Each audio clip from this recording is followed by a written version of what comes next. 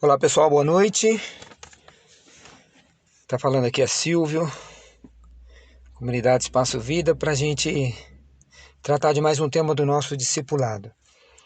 Hoje o nosso tema é Deus e a sua criação, dentro daquela ideia central de desenvolver esse nosso relacionamento com Deus, Pai, Filho e Espírito Santo, né, a Santíssima Trindade, único Deus em três pessoas. Nós vamos falar hoje da dimensão criadora de Deus como Pai de toda a criação. E a primeira noção que a gente precisa ter, conforme o Catecismo da Igreja Católica, é o fato de Deus ser o Criador de todas as coisas a partir do nada. Deus cria a partir do nada. E isso tem um significado muito grande, né? Porque na filosofia, os filósofos nihilistas, né, negadores, eles dizem que do nada, nada se cria. Então, do ponto de vista da pura racionalidade, criar a partir do nada não faz nenhum sentido. E é justamente por isso, por não fazer sentido material, é que nós entramos na dimensão transcendental e podemos falar de um Deus. Porque se nós falarmos de um Criador a partir de qualquer elemento natural, nós não estamos falando de um Deus, né? Pelo menos não estamos falando do Deus absoluto, e sim daqueles deuses de dimensão particular, né? Como aqueles da mitologia, né? O Deus da água, o Deus do fogo, enfim. O Deus que nós servimos, amamos, é o Deus Pai, Filho e Espírito Santo. E o nosso Deus, ele é onipotente, ou seja, ele tem todo o poder. Ele é onipresente, ele pode estar em todos os lugares ao mesmo tempo, e ele é onisciente, ele conhece todas as coisas, ele é o princípio e o fim de todas as coisas. Essa é a característica do Deus absoluto, né? O Deus que nós amamos, o Deus que nós conhecemos, o Deus de que trata a ciência da teologia. A partir desse ponto de que Deus cria tudo a partir do nada, nós precisamos pensar o seguinte, né? Que o fato de Deus criar tudo do nada, Deus tira a perfeição da criação de si mesmo. Ele tira a beleza da criação de si mesmo. Né? Ele é o princípio de toda a beleza, o princípio de toda a ordem, o princípio de toda a bondade, o princípio de toda a perfeição. Nessa dimensão absoluta de Deus, o termo perfeição é muito bem adequado, é muito apropriado. E o que é algo perfeito? Algo perfeito é aquilo que não sofre nenhuma modificação, nem do tempo. Vamos pensar assim, um fruto de uma árvore, ele nunca é perfeito. Quando ele nasce, quando ele brota, quando ele surge ali, ele carece de mudanças que vão amadurecê-lo, para ele se tornar adequado, para ser colhido, e depois ele vai ser destruído, ele vai ser consumido, ou vai cair, vai se estragar, e isso faz parte de um movimento que tira as coisas de um estado para o outro, na intenção de levá-las ao máximo de uma perfeição que elas nunca alcançam, porque elas têm fim. Perfeito é aquilo que não muda, porque ele não precisa de aperfeiçoamento. É aquilo que não tem defeito, portanto ele tem toda a beleza. E é aquilo que não tem fim, porque a finitude é um defeito. As coisas chegam ao fim porque elas se estragam, elas chegam ao fim porque elas se desgastam, e o perfeito, então, ele não tem fim. Por isso que Deus é um ser perfeitíssimo.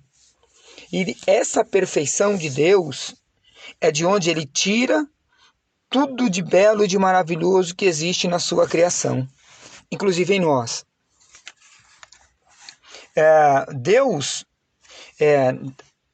a partir disso, ele cria um mundo bom e ordenado. Então, quando a gente olha a natureza, a perfeição, o universo, as forças da natureza, a gente percebe uma ordem, uma inteligência, um equilíbrio, né? Santo Tomás de Aquino falava que essa inteligência, que não é um acaso, é Deus. Nós temos que admitir que essa inteligência esteja ordenando o universo. E essa inteligência é Deus. Essa perfeição é Deus. Quando a gente fala de perfeição, Santo Tomás de Aquino também, numa das suas teses da existência de Deus, ele fala da perfeição. Ele pergunta: quem colocou no coração do homem a ideia de perfeição? Se a perfeição é algo que não existe na natureza, no mundo físico, e de onde então que nós tiramos a ideia de perfeição, se ela não existindo em nada que é natural, nós a buscamos em tudo que é natural? Nós temos um anseio de perfeição por todas as coisas, a gente quer todas as coisas sejam perfeitas, mas nós nunca vimos o perfeito. Então, de onde que vem a ideia de perfeito que nós tanto queremos, mas que nós nunca vimos nem vamos ver? Santo Tomás de Aquino fala que esse anseio de perfeição é o próprio Deus em nós, porque Ele é o perfeito, então Ele gera em nós a ideia de perfeição, que na verdade é a busca por Ele, nas coisas dele, nas coisas que ele criou. Então a natureza e toda a sua obra, incluindo nós, elas nos mostram que há uma perfeição, só que essa perfeição não existe visivelmente, palpavelmente, e esse anseio e essa presença assim indescritível, incompreensível e de perfeição nas coisas, é um sinal de Deus nas coisas que ele criou. Então, quando a gente vê que a natureza é boa, essa bondade é bondade de Deus com a qual ela foi criada. Quando a gente vê uma natureza ordenada, funcionando perfeitamente, essa ordenação dos seus movimentos, foi Deus que tirou de si e deu a ela. Então, todo o contexto da natureza, na sua perfeição e na sua bondade, são sinais do Deus que criou tudo isso para nós. E ainda mais no homem, que é o máximo da sua criação, o homem e a mulher, o gênero humano, é onde se vê a máxima perfeição, a máxima bondade e o máximo ordenamento de Deus. É no próprio homem, imagem e semelhança do Deus Pai Criador. Deus cria todas as coisas com sabedoria e com amor. Então, assim, a maneira com que Deus fez todas as coisas se darem, surgirem, foi com a sua imensa sabedoria, a sua onisciência. Então, sabendo de tudo, Deus cria tudo com a sua sabedoria. Então, a gente vê nos instintos dos animais, por exemplo, você vê lá um animal, né? Um pássaro, por exemplo, como João de Barro, que ele não faz curso de pedreiro, mas e ele não aprende com ninguém, ele não vê o pai construir a casa. Mas a natureza põe no instinto daquele pássaro uma ideia perfeita de construir a mesma casa que seus pais construíram, e de geração em geração. Essa sabedoria é Deus que tirou de si e colocou na natureza, para que a natureza pudesse expressar a sua beleza. Por isso que quando nós vimos a natureza, nós que amamos a Deus, nós dizemos glória a Deus pela sua criação. A gente não diviniza, a gente não cultua a natureza. A gente ama a natureza porque a natureza nos faz lembrar que Deus está vivo e atuante no meio de todas as coisas que Ele criou. A natureza, então, ela nos lembra que Deus nos ama, que Deus é perfeito. Tendo Ele criado algo tão belo, quão belo, então, não é o autor de toda essa beleza. É assim então que nós tratamos a natureza, a partir dessa compreensão que ela é criação do Deus perfeito e maravilhoso. Dessa maneira, nós precisamos entender que Deus sendo o criador das coisas todas, ele transcende, ele vai além, ele está muito além da natureza. E é por isso que nós olhamos a natureza, os mares, as matas, e toda essa concepção planetária que nós temos, o ar invisível, que é a condição vital para nós, essa química tão simplicíssima da água, H2O, e que é tão vital para tudo. Nós vemos em tudo isso a transcendência de Deus. Ora, se Deus criou essas coisas que são assim tão maravilhosas, quão maravilhoso é o Senhor, né? Por isso a gente fala, vinde e vede como o Senhor é bom. Então, eu vou colocar aqui nesse áudio alguns trechos assim, para vocês poderem consultar a respeito desse tema que nós estamos falando, né?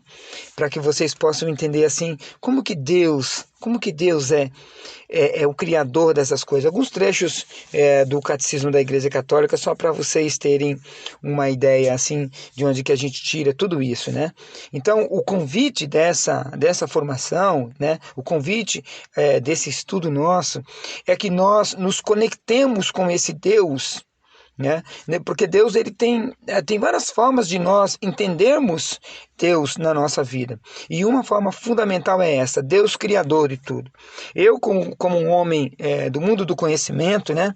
Porque eu sou professor, sou formado em filosofia, eu preciso lidar com a teoria de Darwin, que fala que nós evoluímos dos primatas. Eu preciso lidar com isso. E eu sou frequentemente questionado sobre isso. Mas é evidente que a minha crença está no criacionismo de Deus e não está no evolucionismo darwinista. Até porque eu vejo grandes erros na teoria de Darwin, né? Mas isso é uma outra história.